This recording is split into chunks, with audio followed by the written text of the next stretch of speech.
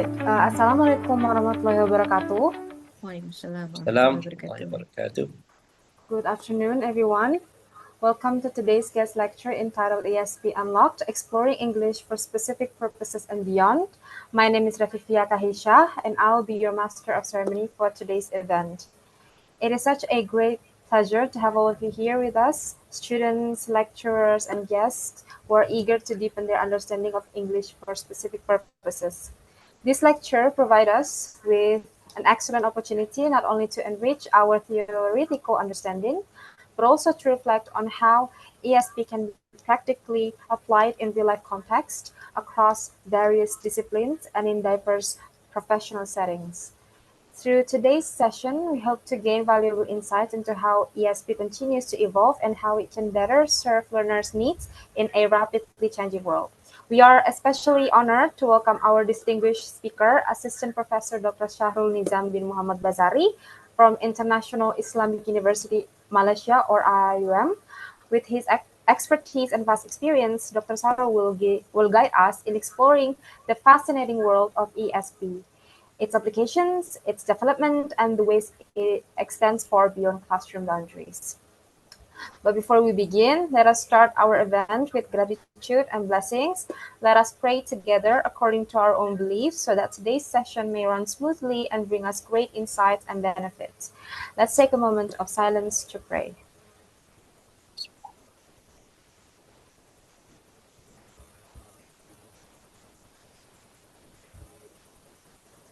Amen. Thank you. Now, to kick off the show, let's hear the welcoming remarks from the head of the study program of English Language Education. Please welcome Ms. Iswayun MPD. To Ms. Ihwayunit, the screen is yours. Yeah, we do sorry, Rafifia. So Yes. and also Dr. Sahrul, we do sorry for actually Bu Iswain is unwell. So then for Okay. this opening speech will be representative by Pak Agus as the coordinator of this course. Pak Agus, please. Okay, for Mr. Agus, please, the screen is yours. Okay, thank you very much. I guess I'm audible. Yeah, okay. Thank you. Assalamualaikum warahmatullahi wabarakatuh. Here, I'm acting as the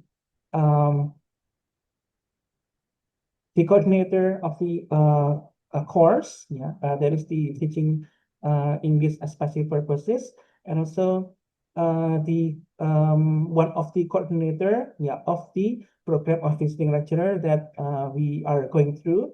And here, the one that is taking this program is not only me, myself, but also Bu Dianovita. Okay, and of course, to the Honorable Dr. Shahrul Nizam bin Mohd Basari from IIUM Malaysia. Hello, Doctor. It's nice Hi. for having you here, for being a part of our program. And as the information for the attendants, the students, that the program, is actually the visiting lecturer program. Actually, the program as the way, to improve the not only the quality of the the companionship relationship, but also improving the publication, because one of the product here is the article writing, and then as a part of the program is that we've got the online lecture, just like what we had yesterday.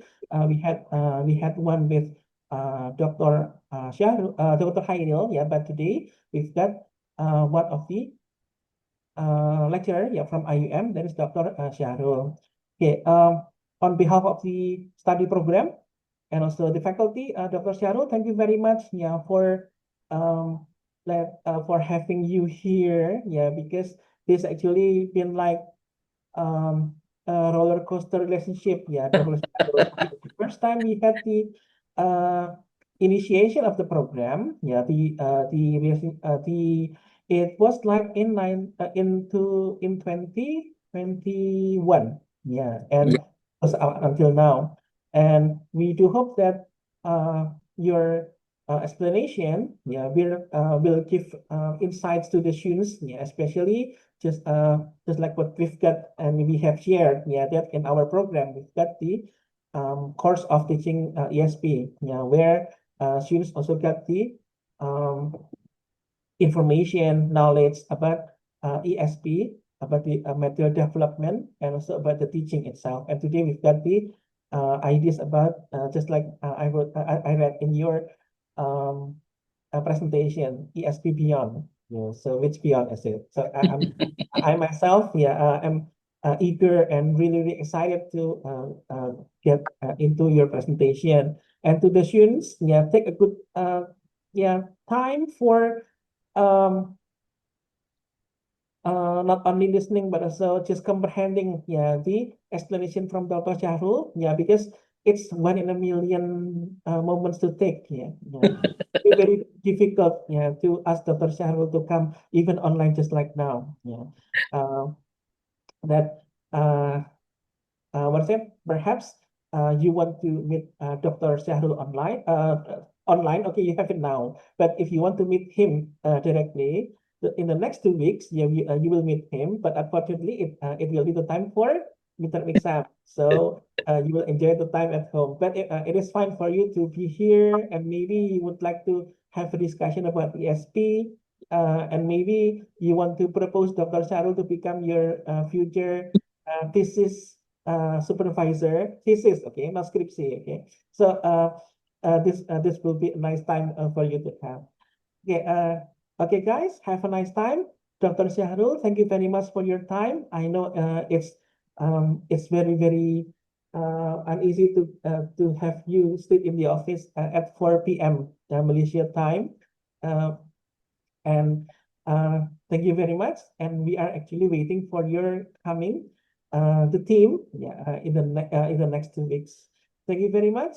On behalf of the faculty, again, thank you very much. Have a nice time for the teaching ESP. And Assalamualaikum warahmatullahi wabarakatuh. Waalaikumsalam warahmatullahi wabarakatuh. All right, thank you very much, Mr. Agus, for the warm and inspiring words. Before we officially start the event, let's take a group photo first to capture this wonderful moment. Please, ID team, be ready for the camera shot. I'm sorry, for the screenshot. Okay, and for participants, please turn on your camera and give your best smile. We'll count down together. Ready? 1, 2, 3.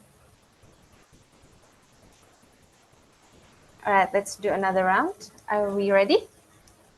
1, 2, 3. Okay, thank you, everyone. Now we are moving to the main agenda, which is the guest lecture session. To guide us through this important agenda, allow me to hand over the session to our moderator, Akta Siparamadana, who will lead us in welcoming the speaker and navigating the lecture. Akta, the screen is yours. Thank you very much, MC, for the opportunity and also the screen. Is my voice clear, everyone? It's All right. clear, Akta. Assalamualaikum warahmatullahi wabarakatuh. Good afternoon, everyone. Welcome to today's online guest lecturing session entitled ESP Unlocked, Exploring English for Specific Purposes and Beyond. It is a true pleasure to have you all here, sharing knowledge across borders, especially with our distinguished guest lecturer today. So my name is Akta Sifa Ramadana, and I am honored to serve as the moderator for this special session. As we all know, English for specific purposes is a crucial field in language education that enabling learners to master English for professional, academic, and real-life contexts. And with the growing demand for English in specialized fields like business, tourism, and engineering, ESP has become more relevant than ever. And today's session will highlight perspective and practices in ESP, guided by our esteemed speaker. And I believe this lecture will enrich our understanding and inspire us in our own journey as future educators. And for today's lecture session, the lecture will take about 1 hour for the material presentation, followed by 30-minute questions and answer session. So for those who would like to ask, you may write your question down in the chat box feature using the format name_questions, or use the raise hand feature to ask the question directly in the question and answer session. And before we begin, please allow me to introduce our guest lecturer this afternoon, Dr. Shahrul Nizam bin Mohd Basari. So Dr. Shahrul Nizam is an assistant professor at the Kulliyyah of Sustainable Tourism and Contemporary Languages, International Islamic University Malaysia, or IIUM, and he is the deputy dean of the Academic and Internationalization, and he earned his PhD in English Language and Linguistics from the University of Sheffield, United Kingdom in 2019. And he also completed his Master of Education in 2008 and Bachelor's degree in Education in 1999 at University Kebangsaan Malaysia. Dr. Shahrul has also extensive teaching and research experience in the fields of English for specific purposes, English for academic writing, critical thinking, and language for occupational purposes. He has also supervised postgraduate students in the area of teaching English for specific purposes and has been actively involved in numerous research projects, publication, and also international conferences. With his expertise and professional background, we are honored to have him with us today. Thank you very much, Dr. Shahrul, for being with us this afternoon. How are you today, Doctor? Alhamdulillah, I'm good. I feel so honored to Alhamdulillah. be here with you. Yeah. We are actually very excited to learn from you today, and especially about teaching English for specific purposes, since it is a topic that is highly relevant for us as a future educators. So would you like to begin your presentation now? Yeah, sure. And I hope this not really presentation, this sharing can be a two-way session as well, so that it'll be more interactive, and less boring, I hope. Okay. So if you have questions, you can just ask in the middle. Doesn't have to wait till the Q&A, even though we have that half an hour later. Okay. So maybe there are things that you need to, to get the answer right away. So no problem. Okay. Not that formal. Okay. So am I on now? Yes, please. Okay. All right. So thank you, Miss Moderator, Miss MC, and also Pak Agus, who has been very, very kind, too kind, in fact, with his words. So Assalamualaikum warahmatullahi wabarakatuh, and good afternoon, everyone. So as introduced, my name is Shahrul Nizam, Mohd Basari. Perhaps you can also refer to me as Pak Shahrul. Okay, that's the way how you address your lecturers too, right, over there, as I was told. So the topic that I put here for this session today is ESP Unlocked, Exploring English for Specific Purposes and Beyond. Okay, I was thinking actually, because when I was given the task to deliver this lecture, there is a possibility that I would deliver another session, another part of this the whole lecture. So I see this as two-part lecture. So today I believe I'd like to just start with, that's why I put here, exploring ESP. Okay, so just to explore first what ESP is, and then a bit to introduce you to what beyond. So I think maybe to some or to many of you, this will not be something that's totally new, which is still good, still okay. It can be just, you can take this as a refresher course, a revisit to what you have already learned, you have already known. Okay, because from my experience, even though I've been doing, I've been reading, working on exploring ESP, I still, come across new understanding, even though with old, for example, methods, okay, or concepts even. So I think it's still necessary to sometimes, this is talking from my experience, to just keep on reading, even though you have to go back to the fundamentals of it, okay, to the concepts, okay, especially when, okay, in your case, maybe it's not that important or serious because you are all in this education background, but like for us here, our faculty or our kuliah, it's not education. Okay, so the students take English. The program is called English for International Communication, and the students who take ESP with me at master's level, so most of them are from our own faculty. Okay, so after they are done with their degree, so they continue, or we do have students from English linguistics and literature, meaning that they have like almost zero knowledge or exposure to education. So to understand ESP takes some time because they see ESP as another kind of English, another type of English. Okay, when I have to really make them see that this is actually a teaching approach. It is an approach. Okay, so that's just to start with. Okay, let me just share my screen in the meantime. Okay, and as Mr. Agus mentioned earlier, I will be there inshallah next week. So really can't wait to be there for my second time. So maybe we can bump into each other there too.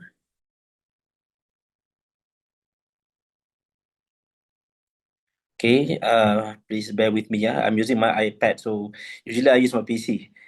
So I hope it works just as good. Okay.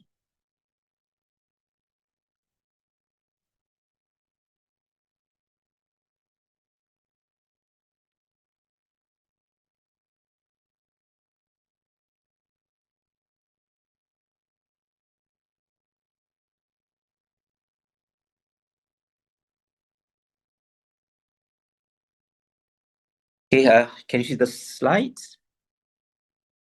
Can you see the first slide? Yes, Yes, clearly, Dr. Shahrul. Okay, good then.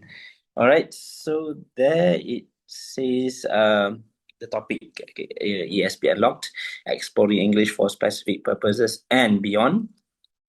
So to begin with, okay, we go to the definition. Okay, we go to the definition.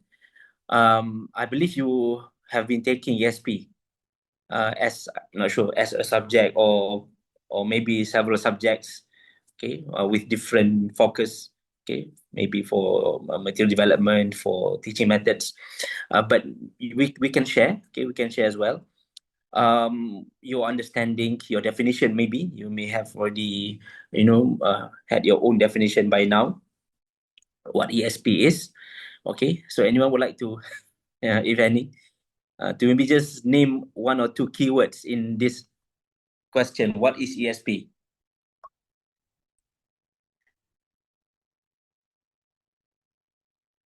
Okay, never mind. Maybe later. Okay, as we all know, the field of ESP, okay, has been around since about 50 years ago.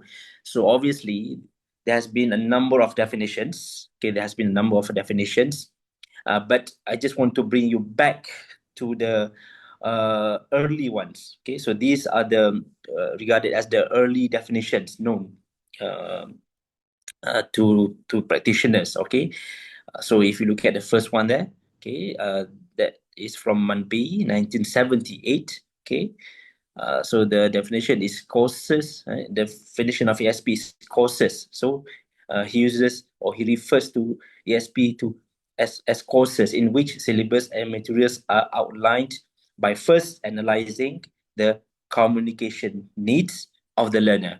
Okay, so this is if not the first, maybe among the earliest recording of the definition. Before that, of course, it started, ESP started before 1978, but there was no like a proper mention of what ESP is or proper definition of what ESP is. Okay, but later, 1978 only, okay, Manbi came up with a definition, and then along the way, another highly regarded definition as well is by Hutchinson and Waters, another very prominent figures in ESP.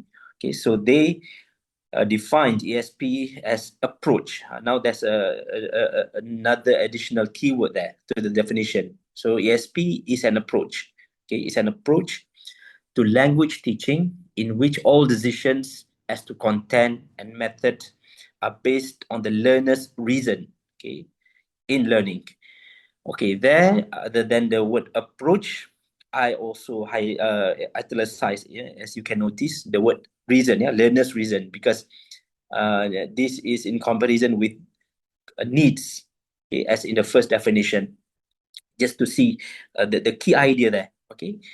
And then another highly acknowledged definition is by Dudley Evans and St. John in 1998. So you can see in the span of 10 years, of course, in between there are also other definitions, but these are the highly regarded ones. So they defined ESP as an approach. Again, the word approach is there. It's an approach to teaching. So very consistent there. But they elaborate the definition by explaining characteristics of ESP, what they call absolute and variable characteristics. Okay. So here you can see what they are. Okay. So by absolute characteristics of ESP, they refer to how ESP is designed to meet specific needs, meaning that this is something that is absolute. Okay, you cannot run away from this. You can't run away from this. ESP is all about meeting needs. Okay, other than that, it makes use of the methodology and activities of the discipline it serves. So now there's an additional notion there of the disciplines. And then ESP is centered on the language again. So just to highlight that it is still a language course. Okay, it's not about developing the knowledge of the content or the subject, but still focusing on the language, but underlined by needs and also the disciplines. And at the same time, another set of characteristics that we have to consider, that what they call variable characteristics. Okay, so quite a number of elements there. Okay, the ESP may be related to the related to or designed for specific disciplines. Okay, may use in specific teaching situations a different methodology from that of general English. ESP is likely to be designed for adult learners, either at a tertiary level institution or in a professional work situation. It could, however, be used for learners at secondary school level. Okay, so this is something that is probably new. Okay, the focus on the learners, okay, being adult learners, but at the same time could be used. Okay, not that common. Usually, it's more suited for adult learners or at least at tertiary level, right? But it could. Okay, so this is something that's added there as a variable characteristic. Okay, and then another one is it is generally designed for intermediate or advanced. So usually ESP is not meant for, generally it's not meant for low level or low level proficiency students. Okay, yeah, they have to achieve certain level. Okay, at least intermediate or advanced. Okay, and then most ESP courses assume basic knowledge of the language system, but it can be used with beginners. So even though it's generally designed for intermediate or advanced students, we can still suit it. Okay, you can still suit, just like mostly it's used or it's designed for adult learners, we can still. So that's why these characteristics fall under variable characteristics. Okay, but usually I think you are also aware. Okay, if you go to research, mostly it will be addressing adult learners. Okay, not beginners. Okay, and maybe perhaps another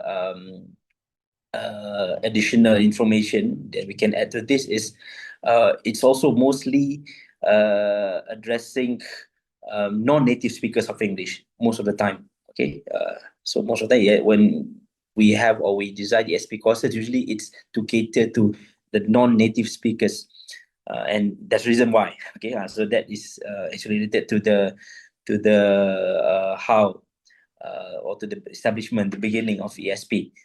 Okay, so of course there are other definitions. Okay, there are other more recent ones as well. Okay, so after Hutchison Waters, okay, Kap Manby, and then Hutchison Waters, and then we have Dudley Evans and St. John. After that, we have Straven, we have what else, yeah, Robinson, we have also Kent Highland.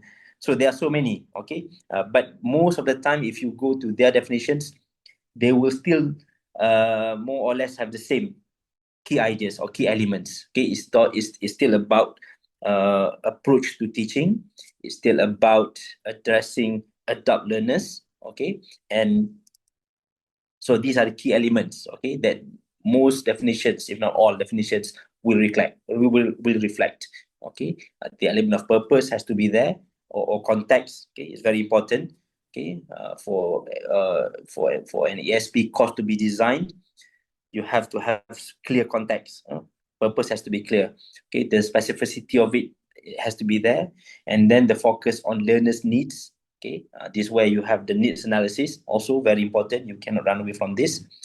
Okay, and then the knowledge of target situation. You must know, okay, what the target situation is for the learners, and then the authenticity. Okay, here it refers to basically the materials. Okay, so when you design ESP course, when you embark on the journey of developing, okay, an ESP course, the approach to teaching ESP,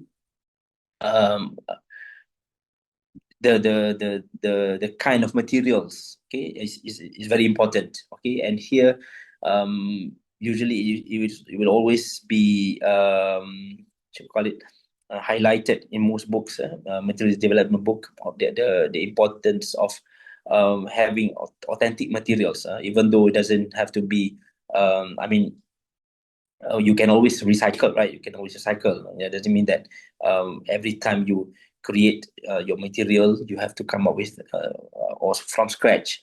No, but and this is something that I believe has been covered by Dr. Khairil yesterday. So these are the elements. Okay, so to begin with, we should have the same understanding. Okay, we are on the same page of what ESP is. Okay, the idea of it is an approach to language teaching. Okay, so other than this, okay, since we are clear of this, there is sometimes another maybe confusion, or a possible confusion, which is, before I go to that, okay, actually I want to talk about the the position of ESP and EGP. Okay, ESP and EGP, but I think I'll go to that later. Okay. All right.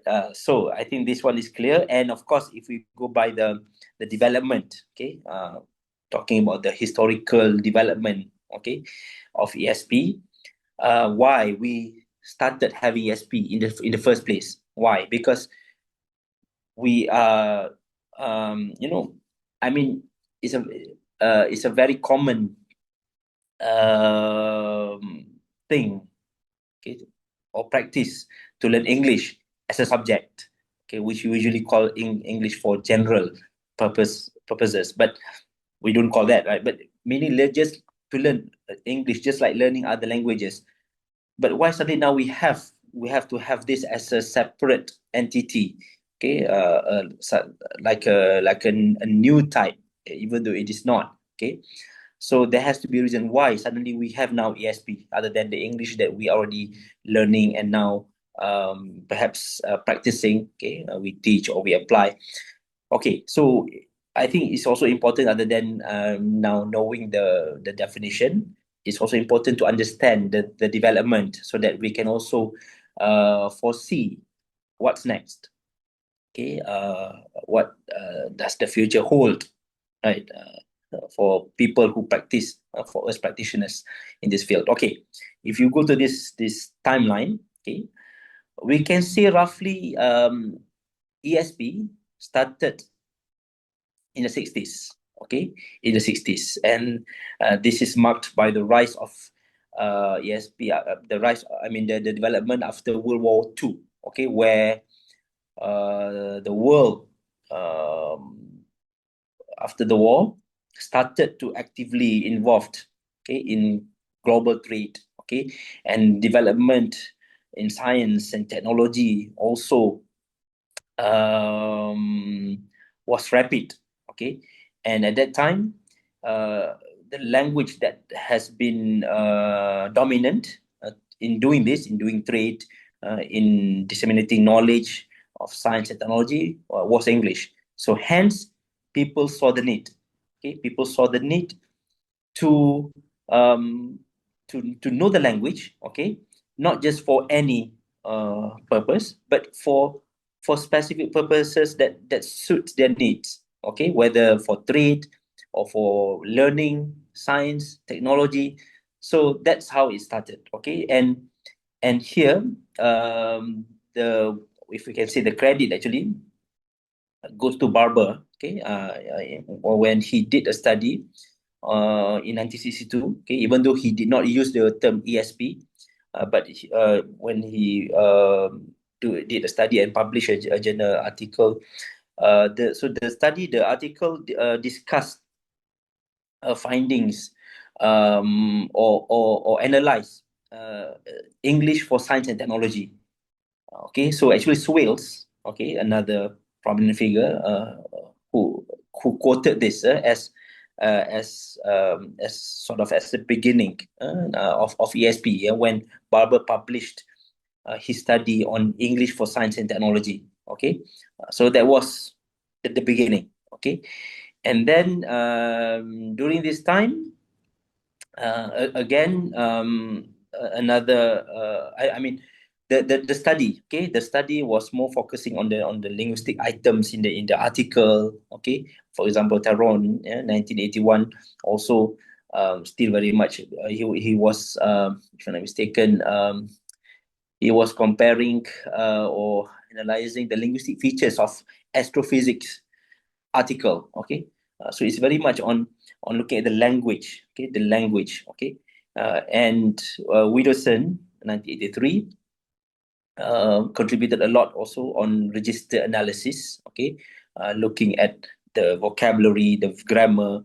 Okay, and this is what we can see. Of course, you can see this being summarized. Okay, along the way. I mean, in between there are also other developments, but these are the main events. Okay, between 1960s to 1980s.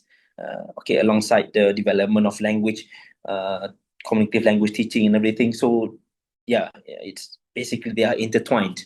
All right, so that's the first part of the development. Okay, 1960s to 1980s. So that is a long period, a lot of things, but I just highlighted the main events and some main figures, as well as main focus. Okay, main focus on register analysis. Okay, here, but towards the end of 1980s, like around 1987. Okay, so moving on to end of 1980s to 1990s, we saw a more interesting development in how we can cater to the need of people, who needed English for those specific purposes. Okay, so it started with the purpose, with the purposes, trade, science, and everything. So this is where the development of needs analysis took place. Okay, so some important figures, or very what you call the main reference, the CFUs, okay, will be Hutchison Waters. So their framework is still being referred to till today, even though it is quite dated. Okay, and then we have Robinson. Okay, Robinson, and then of course there is also the later development. We have Sarah Benesh, if you are familiar with the name. Okay, so Sarah Benesh came up with a slightly different lens to do needs analysis. Okay, where she bring in the element of power in conducting needs analysis. So her needs analysis is or doesn't use the term needs analysis, but she calls it rights analysis. She doesn't want to call it needs analysis. Okay, she calls it rights analysis. Okay, and her method, her approach to needs analysis brought another lens to how people or how practitioners can conduct needs analysis. However, due to some reasons, it doesn't really catch up well with the practice, because if you see, if you try to look for latest research, okay, or the most recent research on needs analysis, you can hardly find any research that uses her framework, her method, okay, rights analysis. So there are reasons why, which I think you can read on. Okay, I'm not gonna explain now. Okay, but still an interesting element added to how needs analysis can be conducted. Okay, so it happened also during this time. Okay, even though it was late 90s, but it happened during this time too. So that's needs analysis became central. Okay, and then the whole what focus of an ESP course also shift towards learner-centered design. Okay, and then at the same time, genre analysis also came into picture. Okay, with of course Swales in 1990, who first introduced his CARS model. Okay, CARS. Okay, that analyze article introduction. Okay, and there are also other prominent figures like Bhatia, okay, and others too. But genres also started during this time. Okay, so here, other than needs analysis, genre analysis, the focus also started to vary. Okay, looking at the discourse, looking at the rhetorical moves, looking at the academic and the professional text. So I would say the 90s, if not maybe one of the most important, most significant development, okay, of all the years, of all the eras there. Okay, 1960s, of course, it's important because it gave birth, but 90s is where the the the the focus, the structure was improved. Okay, and people started treating ESP as a field on its own. Okay, during this time. Okay, even though, yeah, even until today it's still a subfield of of applied linguistics, right? But this is a time where more and more practitioners, more and more people, um, advocates of ESP came to picture. Okay, and then in the era of 2000s, okay, 2000, we can say 2000 till 2020. All right, so or we can say the beginning of the 21st century. So here, the what took place in the 90s still carried on. Okay, people still work on needs analysis, conducted research on needs analysis, but we can say perhaps the difference will be the development will be on the expansion of the domains. Okay, starting from, as you can see, EST, English for Science and Technology. Okay, and then now it goes to other domains as well: law, tourism, business, healthcare. Okay, just some examples there. Okay, and another important development here is also the use of corpus linguistics. Okay, in um, developing English for specific purposes courses. Okay, this is where they started to develop, the dictionaries or data bank. Okay, and here as well, the emphasis on authentic materials, task-based approaches, as well as intercultural awareness, okay, became another set of focus. Okay, so that's what's happening in the 2000s, still perhaps last 5 years. Okay, 2020 until now. Okay, I think what we can also add to the development is the pandemic that happened, that changed the landscape of education. Okay? Other than other aspects of life, education is also affected by the pandemic, where the use of technology, okay, and also the importance of recognizing global awareness, okay, networking, came to picture.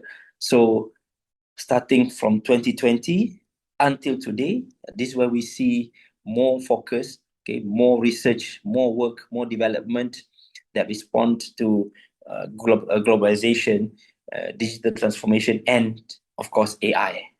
So this is the beyond part. Beyond part.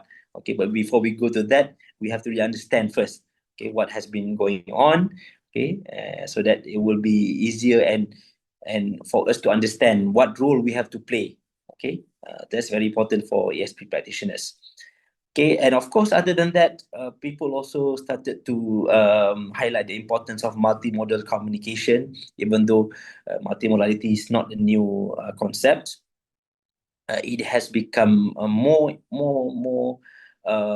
prominent, more addressed in the last 5 years.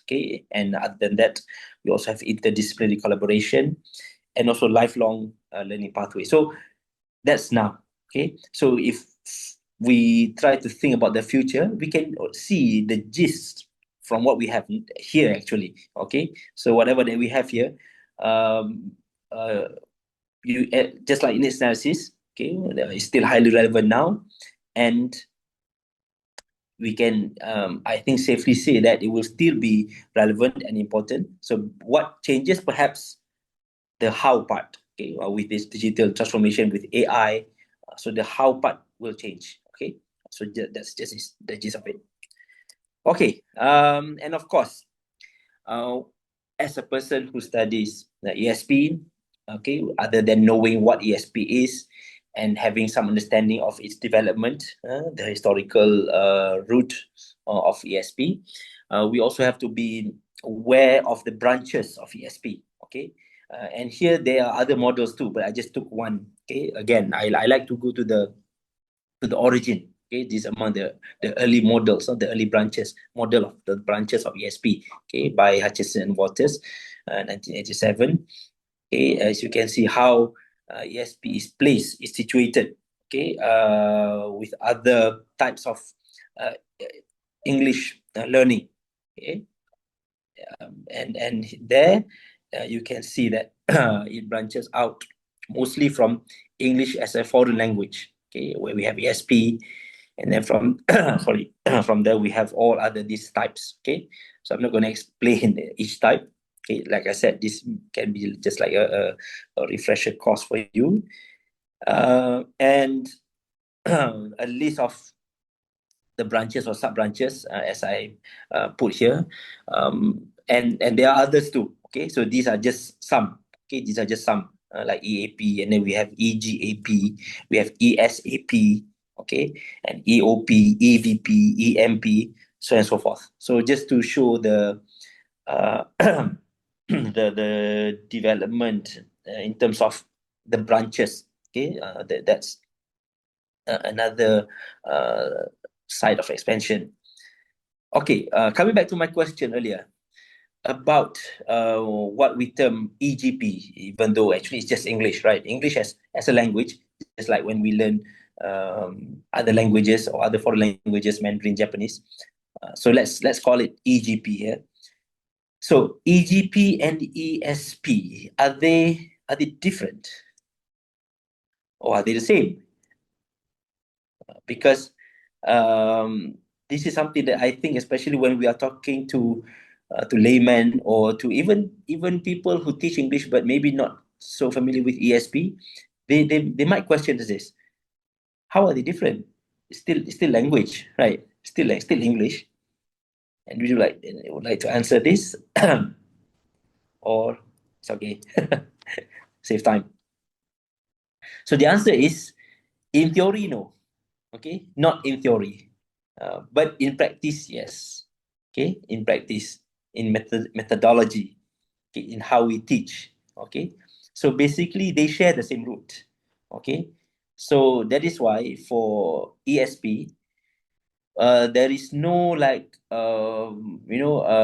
very what you call it, like a fundamental theory that gives birth to it. Because ESP basically it stems out from EGP. So whatever theories are there on English language learning is the same for EGP. Sorry, for ESP. Okay, so that's when we talk about theories. Actually, the focus on ESP is never about theory. Okay, we don't really, or at least not much. Okay, we don't see research that test theories or specific theories on ESP. Okay, or develop new theories on ESP. Okay, theories of learning, yes, but not ESP. Theories of language learning, yes, or English language learning, yes, right. So whatever theories out there, okay, you are talking about language acquisition theories, okay, or if you go to that method, what can't think of examples, yeah, but whatever theories, they are the same, okay, they are the same. All right, so that is the answer to that. So coming back to what I mentioned about the theories, okay. So that is why when we talk about the theoretical developments of ESP, okay, which is important, right? Because now we do research, okay, we conduct research because we want to understand better, we want to understand ESP better, we want to understand how to design ESP courses better. Definitely, when we do research, we have to base on certain theories, right? It is important to establish theories when conducting any scientific research. Okay. However, especially now, okay, in the 21st century, the developments of ESP are mostly analytical or methodological aspects. Okay, not so much. Okay, not so much on theories. Okay, so whatever developments, whatever new, ideas or methods, they are basically about analytical and methodological aspects, and probably because it started as EGP. Okay, probably because of that. So even though there were attempts, okay, by some practitioners, for example, Ken Highland in 2005 and Bhatia 2017, to propose theories of meta discourse and critical genre analysis. Their frameworks are still more towards analytical, not theoretical. Okay. Nevertheless, if we want to regard something that is quite theoretical, perhaps the notion of the idea of discourse community, okay, by Swales can be regarded as one. Okay, so that is the only thing that applies. Okay, the notion of discourse community, specifically on ESP.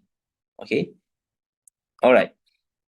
Hence, when we talk about exploring ESP, we are exploring mostly analytical and methodological developments. Right. So for analytical developments, the early 5 main developments or transformations that transform the practice. Okay, the approach will be, of course, the first is the register analysis. That was the first one that happened in I think not exactly 1960s, or perhaps around that time. Okay, maybe slightly later. Okay, and of course,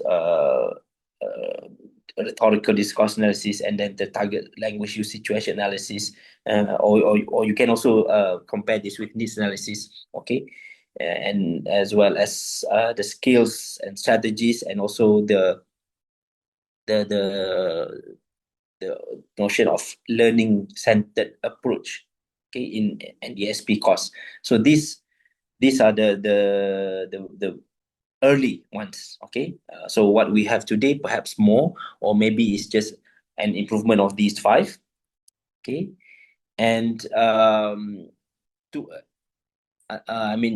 from those early ones till now, perhaps the notion, okay, or the type, okay, that is still holds high relevance or high significance will be the notion of genre, okay, in ESP research and teaching. Okay, meaning to say, not to say others are less, but in terms of the development, okay, the development, new methods, new application. So the genre-based approach to the analysis of discourse structures has not remained within the confines of ESP only, has found its way to professional genre as well. Okay, so this is something that I think is quite interesting too. Okay, I think now it's very, if you Google latest ESP research, you will find a lot of research will use genre, okay, or will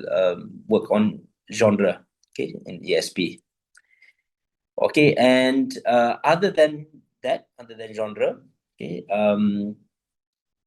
at the same time, because of that, the use of technology now, innovations and advancements in computer software is also another area, okay, where the development is rapidly happening. Okay, so what it has contributed, what it has developed, the extent of development here is on the storage, the analysis of large sets of texts and corpora. Okay, so before this, if we were to, let's say, develop materials to teach English for medic, okay, so we have to perhaps get to know their medical terms, medical jargons, right? So having or developing a corpus for this is essential. So with the technology, so this is something that has been made easy and fast. Okay, and also the generalizability of findings also have become more precise with the use of sophisticated softwares and everything. Okay, so especially corpus linguistics, okay, it has revolutionized ESP, where now we can see the notion of specific, okay, better, perhaps better, okay, because of the advancement in the software on how they analyze, they separate, okay, they identify. So it's much easier to categorize. Hence, we have more sub branches now. Okay, we have more sub branches or subfields. Okay, and also it's made it inevitable for us to engage in multimedia technologies in our research. So we cannot run away from it. Okay, we cannot run away from it. So with these latest developments in the future, it will eventually affect our research and pedagogies in the target situation at the very basic level and determine how we get our students ready for those eventualities. So this is perhaps a heads up, okay?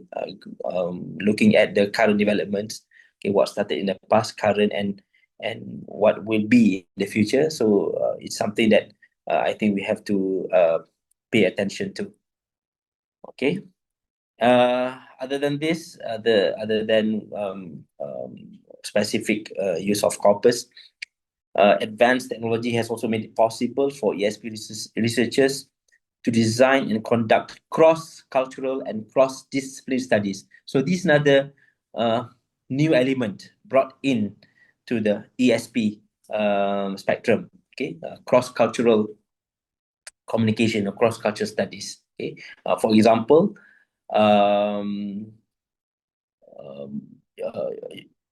a study by Cornell, okay, managed to identify or to do cross-cultural examinations of cars modeled by Swales. Okay, the genre technique by Swales to call it to identify the moves, right, in article introduction. So with the technology, so Cornell was able to not just analyze or look at it from contrastive rhetoric, but also the intercultural rhetoric. Okay, and other than this, also the benefit. Advanced technology also benefit studies of meta discourse too. Okay, with the concordant software packages, which made it possible for researchers to analyze meta discursive features. So before this, when we studied meta discourse, manually perhaps it's too long, but even before now, it took a long time. Okay, it took a long time. Okay, but with the concordant software, this can be done in seconds. So that's basically the advancement, the development, which is tremendous. Okay, in ESP. Okay, looking from the analytical side of it. So to recap, theoretical, not so much. Okay, we had it 50 years back. Okay, it started, and then the attention grew. Okay, practitioners also, we had more and more. Okay, but basically because it stems out from EGP, so theoretically, not so new, not I mean not so much development there, but mostly the development happens or comes from analytical um, point. Okay. All right. Now we move on to another area where developments happen in SP. So this is the methodological developments. Okay, the methods. Okay, of course, ESP, it doesn't have like a specific teaching methods. Okay, it doesn't have that teaching methods ESP, because just like teaching a language, the same methods apply. Okay, the same methods apply. So whatever methods that we have learned, okay, we have come to know about teaching a language. Okay, even if you go to the old ones, okay, I mean, way back to what audiolingual methods, such as Topedia method, silent method, grammar translation method, up to the most recent one, communicative language teaching, and now we have a lot of other sub methods as well, right? Problem-based learning, problem-based teaching and learning, task-based instruction. So they all are the same. Okay, but what we can consider in the methodological developments around us, because again, I said it, uh, there's no like specific ESP. So whatever methodological developments on language that is happening, I think it's something that we should know. We should be aware of, know, and maybe learn from. Maybe see if they are, a thing or two that we can incorporate in teaching. Okay, so we have to take this with a pinch of salt as well, because um, there can be argument too. Okay, as what you can see on the screen there. Okay, what I put there under methodological developments, we are talking about content-based instruction, and then we have CLIL, content and language integrated learning, and we have GBI, genre-based instruction, and TBI, task-based instruction. Okay, so some may argue that no, they are different, right? They are not ESP. Yes, I can agree to a certain extent. Okay, we can say ESP is different. Okay, they are different. But like I said, we have to open our mind and see the elements, because there are also shared elements there, and maybe there are things that we can apply. Okay, in terms of methods. Okay, but for now, it's just for us to know what they are, to be aware of their existence. So at least when people talk about, we know, or we differentiate that. Okay, this is CBI, this is CLIL. Okay, so that's what I'm going to touch on today. All right. So first is the CBI. Okay. So CBI is an old, actually old method of instruction, content based instruction, here dated back to 1965. Okay, and we can see it originated from a language immersion program. Okay, in post colonial Canada. Okay, so the initial what understanding that some may also refer to as misconception as well, is that CBI focus on teaching content. Okay, CBI focus on teaching content, but that is not entirely true. Okay, because for content-based instruction, even though it's content-based, the focus is still on teaching the language, because we are talking about language teaching methodology here.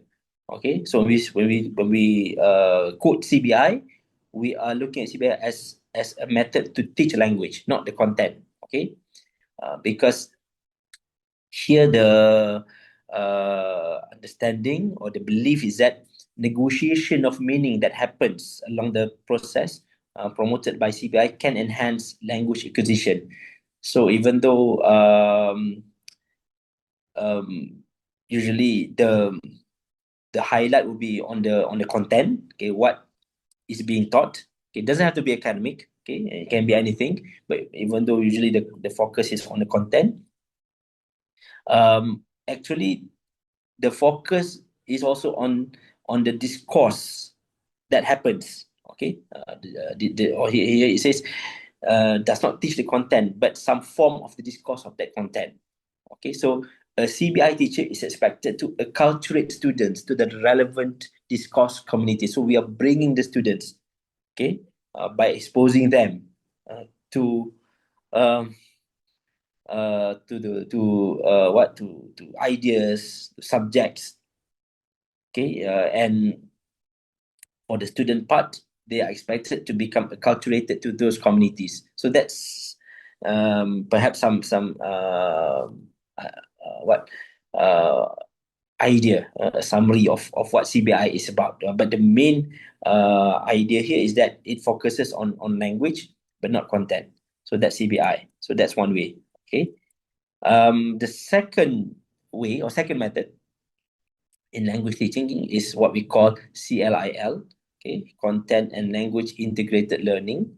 Okay, again, it is not something that is new as well. It has been around since 1960s. Okay, and CBI and CLIL, they differ in subtle ways. Okay, when CBI focuses on language, not so much content, CLIL focuses on both language and the content.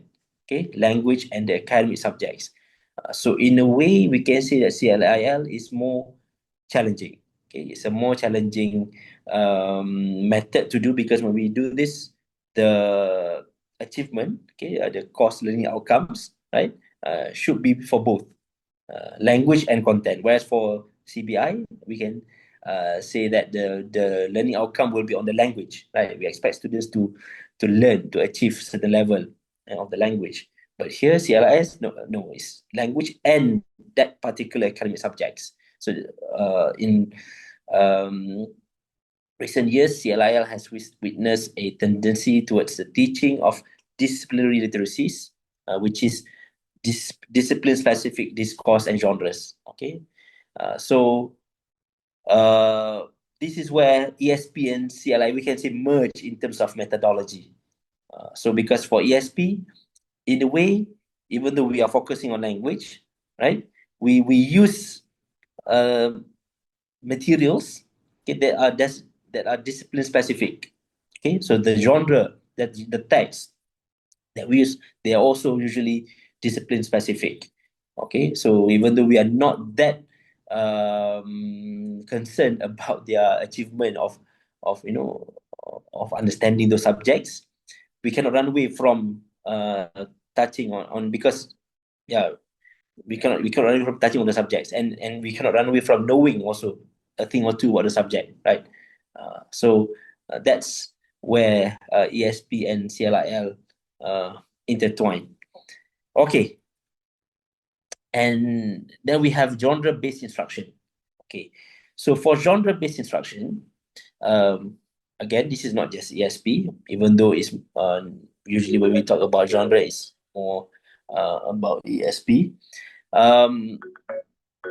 Okay, sorry, let me just, because it's a phone ringing. Sorry, minta tengah-tengah ni. Okay, call balik. So the genre-based instruction here is mostly applied in teaching writing. When we talk about genre-based instruction, this is a method mostly applied in teaching writing. And this is actually a response to process approach to teaching writing. So what is process approach? What is process approach?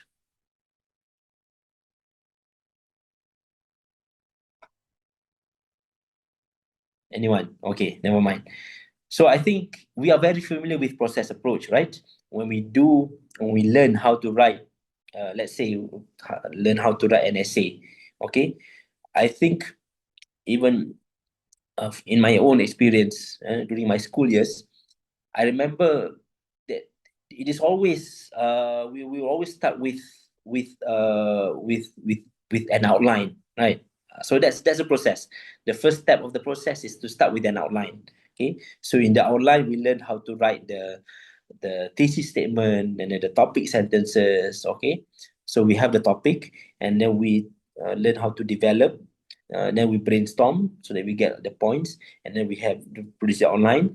From the outline, we develop a draft, and then we may have another draft, okay, first draft, second draft, and possibly a third draft, and then only until we make the improvements along the way, and then we have the final draft. So that is process approach, which I think generally most people will agree that it is effective, okay, and accepted as like the way to learn writing. Not many will argue that it's it's not a good way. However, for people who adopted genre-based instruction, they will argue that process approach is short-sighted, okay, that it fails to address the unique requirements of specific writing tasks and variations in individual writing situations. So what it is about is that they believe that when we want to teach people how to write, the best way is to start with familiarizing them with the kind of text that they want to write. So that's genre-based approach, meaning that we give them the text first rather than asking them to develop their text. Okay, so we expose them to the text and we dissect the text. This is where we analyze the moves and everything. We dissect it, and so we point out, okay, what does each part in the text function, okay, what is it for, okay, and then from then on they create. Okay, so it's like a top-down approach, or a deductive approach there. So that's genre-based exercise. So for people who adopted this, they will claim that that is the better way to teach writing. Okay, so it can be applied in SP, okay, as well as other any writing classes. Okay, all right.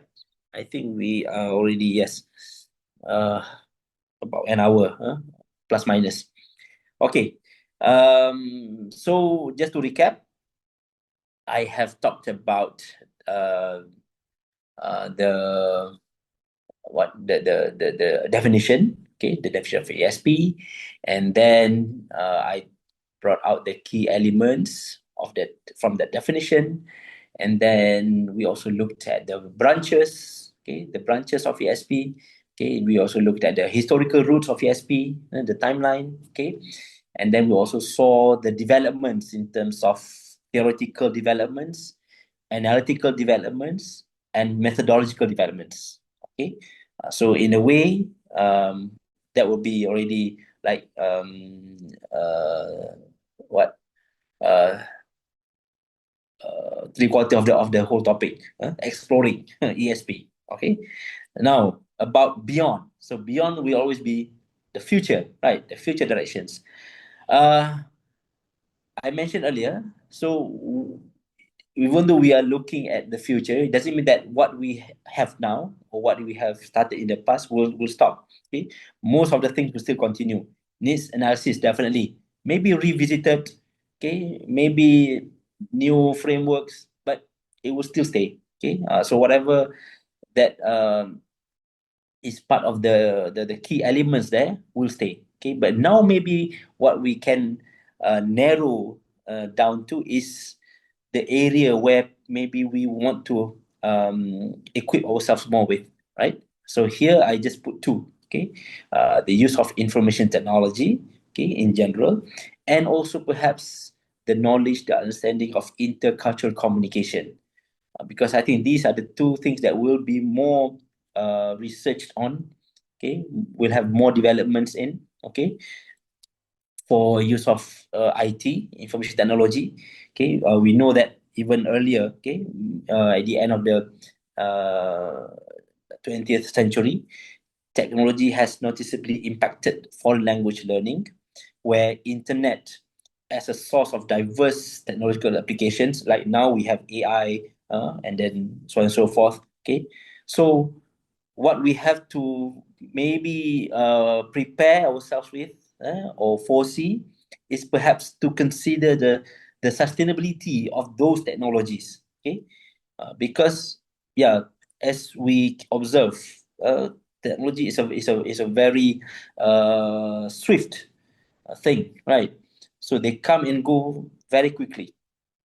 Okay, so whatever that we have now, they may become obsolete in a very few years to come. Okay, and replaced by new innovations. Like now we are so much into AI, for example, ChatGPT. Just imagine, right? What will our future generation, like our children, have in the next 10 or 15 years, right? But we don't have to wait that long. Maybe in the next 5 years. Okay, we are so impressed with the abilities of those AI, ChatGPT or Gemini, right? Yeah, so it's impressive. Okay, there's no denying that. But just imagine. Okay, so just be prepared of this, of the sustainability of it. Okay, so for us ESP practitioners, ESP teachers, the challenge is we may have a hard time catching up. Okay, as many are now digital immigrants and on the road, the road up to being digital natives. Okay, could be fraught with many challenges. So this is a heads up to all of us. Okay, to keep up, and at the same time be prepared for changes. Okay, in terms of IT, okay, information technology, and some examples of use of technology that I think is currently relevant. Okay, like the use of big data, cloud computing. Okay, so this combined through a triangulation analysis that we can use to generate more precise needs analysis. Okay, so this is something that we can do now because of this the technology that has saved a lot of our time. And of course we may have more advanced blended learning and MOOC, massive open online course, in the future. Okay, and finally, under intercultural communication, why it is important. Okay, this is classic, of course. We know learning a language doesn't occur in a vacuum, but rather it is carried in social, economic, and cultural context so that learning becomes meaningful. So the importance of cultural learning also connects to intercultural competence, cultural literacy, and social discourses. So as world becomes more and more borderless, okay, world without boundaries now, we have to equip ourselves with this literacy, with cultural literacy. Okay, so hence intercultural communication is important. Okay, so perhaps not just in the context of ESP, right, but in others as well. But since we are discussing it from ESP perspective, then so it goes. So this translingual efficiency could stress the need for effective negotiation strategies when communicating across linguistic and cultural boundaries.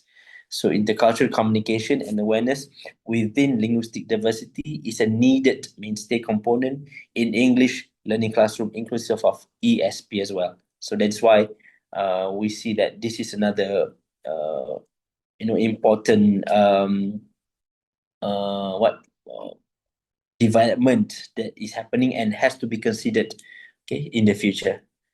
All right, so that's it. Okay, like I said, this is the first leg. Maybe in the second leg, if we have time, okay, we can delve more into this, into use of IT and also intercultural communication in ESP. Okay, so with that, I come to the conclusion. From the development, the beginning till now, we can see generally explorations in needs analysis, technological advances, intercultural awareness, okay, will significantly support the construction of a better environment for learning English in specific situations or ESP, therefore justifying the establishment of future ESP courses to properly prepare students and train professionals for the workplace. With that, I end my session, my lecture today. So maybe I should pass this session back to the moderator. Thank you. Thank you very much, Dr. Shahrul, for such an insightful and inspiring session. Now, let's moving on into the question and answer session. So for anyone who would like to ask a question, please kindly raise your hand using the raise hand feature, or maybe you may write your question down in the chat box feature using the format name underscore questions.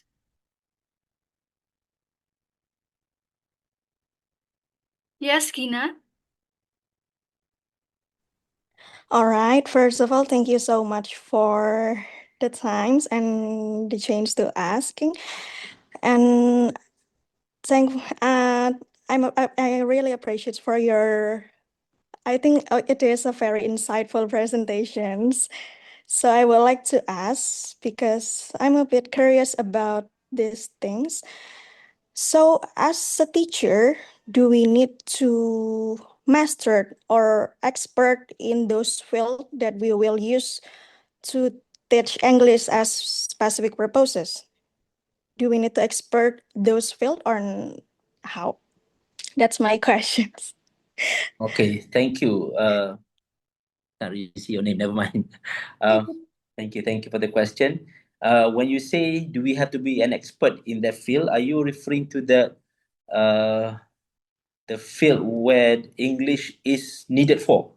For example, English in Yes. business, then do we have to be expert in business? Yes. Okay. Well, it will be an added bonus if we can. Okay, but usually it's almost impossible, right, for us since we are not studying that. Okay, so that is why in ESP we always have to have a good relation with the subject matter expert as well. Okay, actually the the two has to work together. Okay, the language experts, that will be us, and the subject matter expert. Okay, otherwise we can, but it will take time because we have to know, right? We cannot run away from knowing what is actually needed in that field. Of course, we conduct needs analysis, right? But when we already identify their needs, then we have to develop the materials to suit the needs, right? And then we have to teach. So I think developing materials is the crucial part where we have to get the subject matter experts to be involved in. Okay, so the answer to your question is it'll be good if you can, but it's okay because uh, what logically it's almost impossible for us to know everything, especially if we are teaching more than one field, right? So that is why most uh, you know uh, ESP instructors in that specific field, they will have to buddy themselves with another lecturer from that discipline. That's quite common. That's quite common. Yes. All right. All right. All right. Thank you so much for the Thank you. Thank questions. you. So, We appreciate it. is it all right for us to like adapt the materials? I mean, for Yes. the example, we teach for business students, then we got the text or the materials from business field, but we're not really expert to the business. We just like adapt those materials. Yeah, of course. I think that's also one of the effective practice, right? We adopt and adapt materials, okay? But at the same time, it will be better if we can have some input, okay, from the subject matter experts to know that we use the right material, that the material really suits the need of the students. Yes. Okay. Of course, we can use textbooks around us too, but usually it's not that effective, right? It's always better to use something that is authentic. Okay. Okay. All Thank you. right. Thank Thank you. you so much for the Welcome. answer.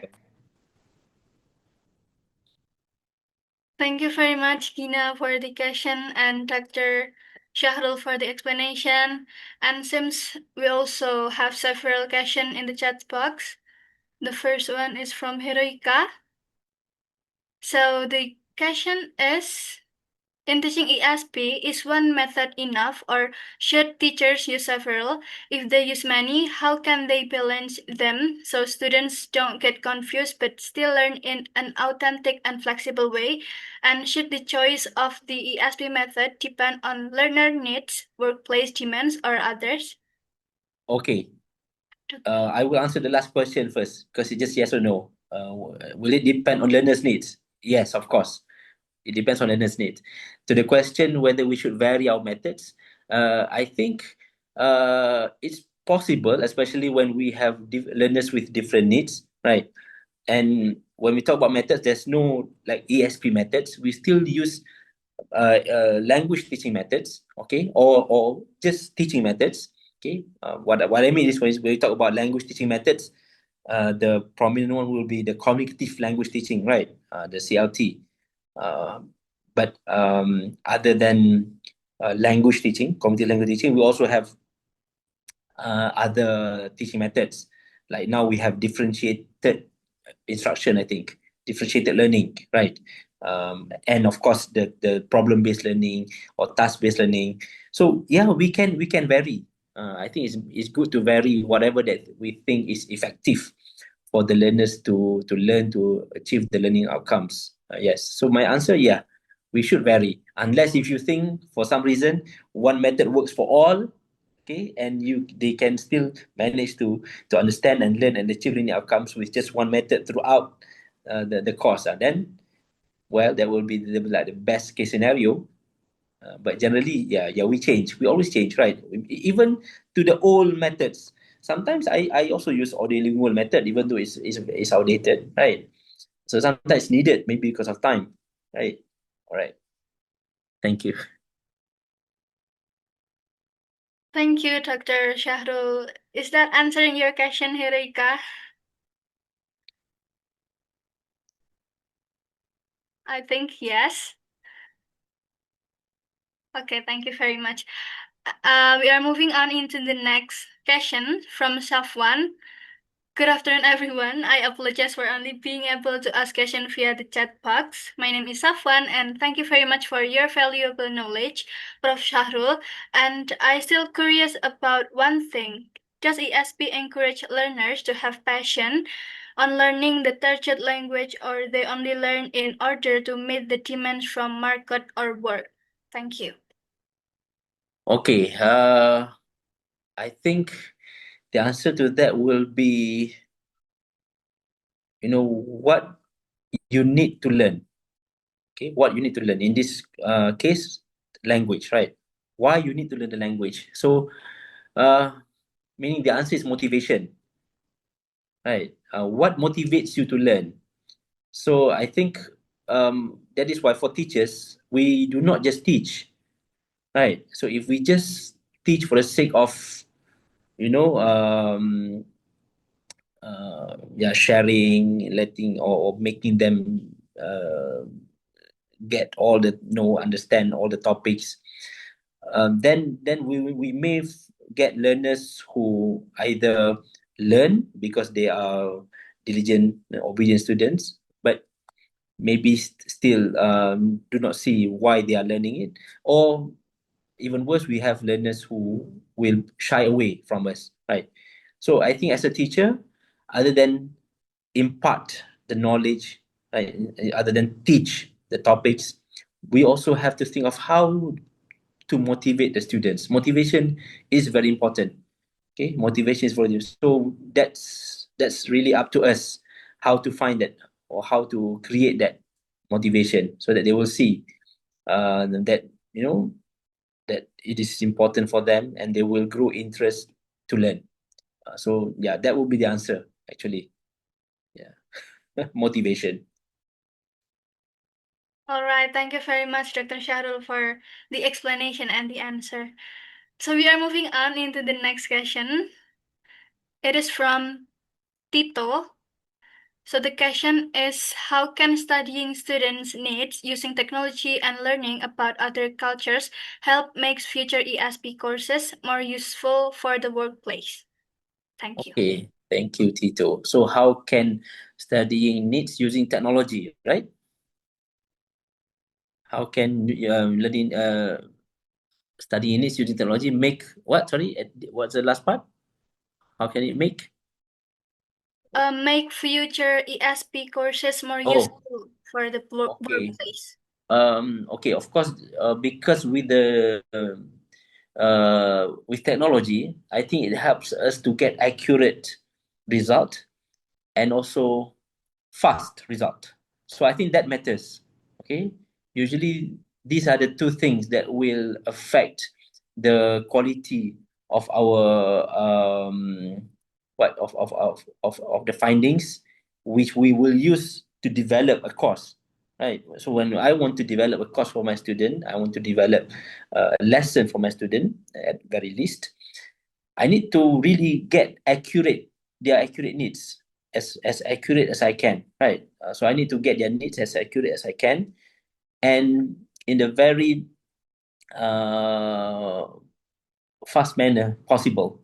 Okay, so these are the things that I think will affect the quality. Okay, how much time I need to prepare. So this is something that technology has already solved for me. Okay, for example, as simple as using questionnaire, right, to identify your students' needs. Before this, questionnaires are used in papers, right, physical questionnaires. That took really long time. Okay, and now with Google Form or with all the software out there, you can get the results in minutes or hours. Okay, so not even days, I think. Okay, like in one day you can get your results. Okay, so that's time. Okay, in terms of accuracy, perhaps accuracy of analyzing, right? So if before this you just analyze the results using your own understanding only, but with the technology it can help you. Okay, it can help you maybe to assign codes better. Okay, with certain softwares, right? Even now ChatGPT also can help us. We don't really have to rely on Atlas TI or NVivo anymore. Okay, at least there's something that is free of charge that we can use now. That is why I said it's now that's another thing. It becomes cheaper as well, right? Cheaper, faster, and more accurate. So yeah, those are the three things why technology is important for us in studying our student needs. Yeah, thank you.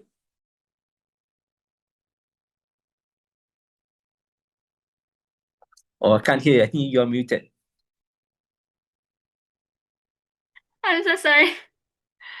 All right, thank you very much, Dr. Shahrul, for the answer. And the next question comes from Sri Ismailia.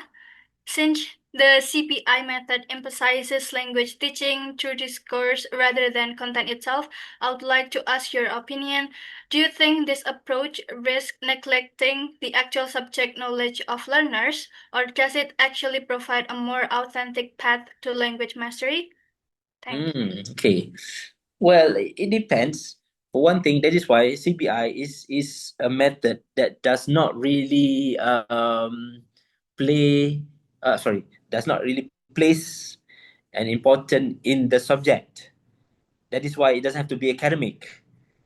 So if you're talking about academic subject, then maybe CBI is not really the way. Okay, if it's academic, right? So maybe CLIL, or even now we have EMI, right? But CBI is just a method to teach language. It can be anything in terms of content. It can be anything of any kind. So it depends on the importance of the content. If you think mastery of the content is important, maybe CBI, well, depend. Okay, but if mastery of content is not important, okay, you can go for it. Okay. How many more questions we have? We have one, two, three Oh, more questions left. 3 more. Okay. All right, thank you very much, Dr. Shahrul. For the next question comes from Safira Arneta. So the question is, what are the main challenges for ESP in responding to globalization, digital transformation, and AI? Wow. Oh, there's a lot of prongs there. The challenges, AI, globalization, and sorry, And digital transformation. digital transformation.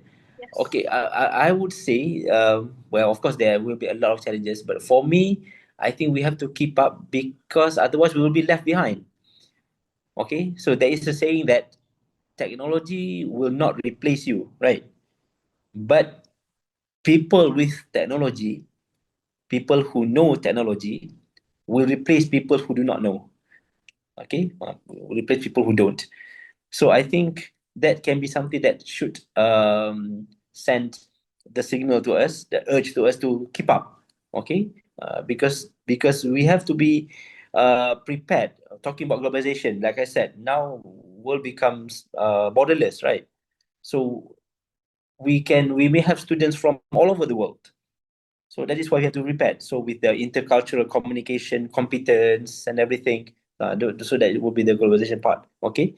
So if we do not keep up with this, we might find ourselves become irrelevant.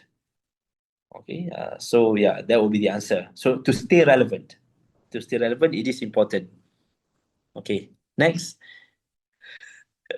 All right, for the next questions is from Jihan Rashika.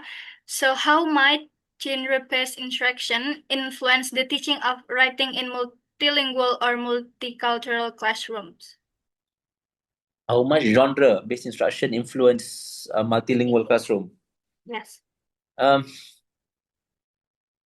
how does it, what does it mean? Yeah, how much genre-based instruction influence a multilingual classroom Multilingual or multicultural or classroom. multicultural classroom? Um, okay, I don't know whether it's the same thing or not. When we talk about using genre-based instruction, um, well, even though it's multilingual or multicultural, everybody is there for the same reason, right? They are there to learn English, and in this case, learning how to write, right? Learning how to write. So I think perhaps on our side, maybe we have to be sensitive, or we have to be aware of the differences, okay? So that when we choose the text, okay, from that genre, it can be related to everybody in the classroom. Uh, for example, let's say, um, if I'm writing about, oh sorry, I'm teaching them to write an essay about technology, for example. So if this is first class, maybe I have to consider also whether all of my students are exposed, to the kind of technology that I decide, or I first choose from the text, the genre that I want to use. This is just an example. I think this is just a very random example. So meaning that for me, I have to start with that first. Otherwise, that perhaps they may not be able to benefit from it, even though it's genre-based instruction.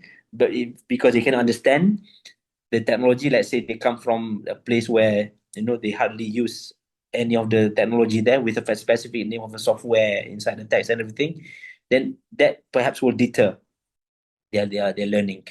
Okay. Yes. Thank you. All right. Thank you very much, Dr. Shahrul. So we still have two more questions. Okay. From Okay, last two, Fitri. yeah, last two. Okay. All right. So from Fitri Dwi Novianti, in what ways can ESP empower learners to become more confident and autonomous in using English? In what ways can ESP empower learners to become More confident more confident? in using English. Oh, wow, there's no one straight answer to this. ESP can make people become more confident. Um, how to answer this, yeah? Because ESP is not a product. You're talking about, yes, ESP is an approach. It's not a product. So that's what how am I going to answer this? Uh, ESP is an approach to teaching the language. Okay? So it's about how we teach the language. Okay? So to answer that, I'm not quite sure how to put it, in that context. how to make well, maybe if you want to rephrase, maybe you're talking about the methods, how to make the methods more effective, to make the learners become autonomous, more confident. I think that is possible, but not ESP itself. ESP will not make a person more confident or autonomous, because ESP is an approach. But maybe the methods used in teaching that particular course can make them as such. So for that, I think the answer will be the same as what I mentioned earlier, about how you have to be aware of their needs, the differences, and also you also have to know the methods that work best with them, whether it's task-based or problem-based or differentiated learning, okay, or even old method, like audiolingual method, okay. So yeah, so you have to have the knowledge to make them achieve what you expect them to. Okay, all right, last one.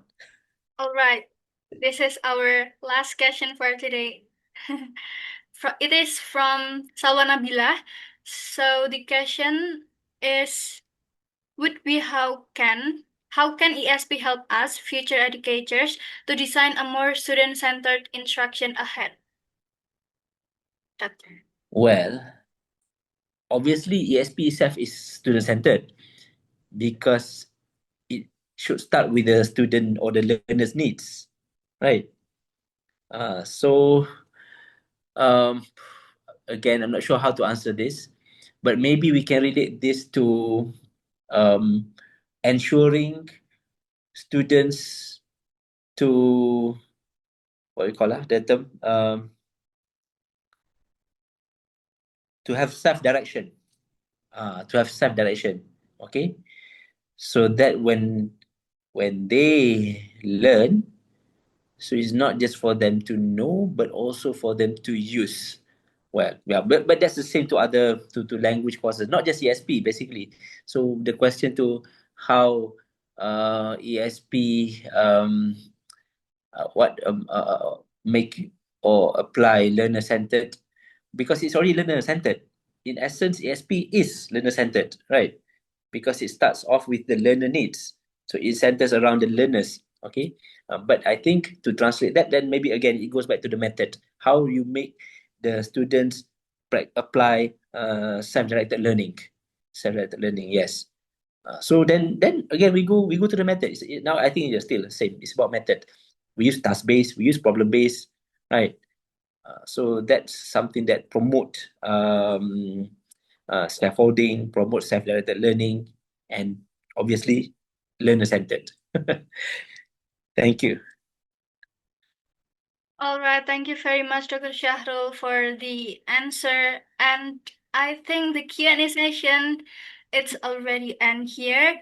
And thank you very much for the excellent questions. And thank you once again, Dr. Shahrul, for your insightful answer. Unfortunately, we are already at the end of the session. I would like to once again thank Dr. Shahrul for the valuable knowledge and perspective shared with us. I would also like to thank our participants for your active participation throughout the session. And I hope today's lecture has enriched our understanding of teaching English for specific purposes and given us inspiration for our future teaching practices. On behalf of the organizing committee and our class, I sincerely apologize for any shortcomings during my moderation. Thank you very much for your very nice attention and active participation. With that, I would like to hand it over to our MC. Have a wonderful day, everyone. Wassalamualaikum warahmatullahi wabarakatuh. Salam. Thank you, Atta. Everyone, we have now come to the very end of today's guest lecture. On behalf of the organizing committee, I would also like to once again extend our sincere appreciation to Dr. Shahrul for the insights and inspiration you have shared with us. We would also like to thank all participants for your attention and active engagement throughout the session. It was so great to see so many questions and ideas being shared. And before we officially bring this event to a close, we kindly remind everyone to confirm your attendance by clicking the link provided in the chat. With that, we officially conclude today's program. Have a great day, everyone. great day, everyone. Wassalamualaikum warahmatullahi wabarakatuh. Salam. Thank you for having me, and all the best in your exam. Thank you, sir.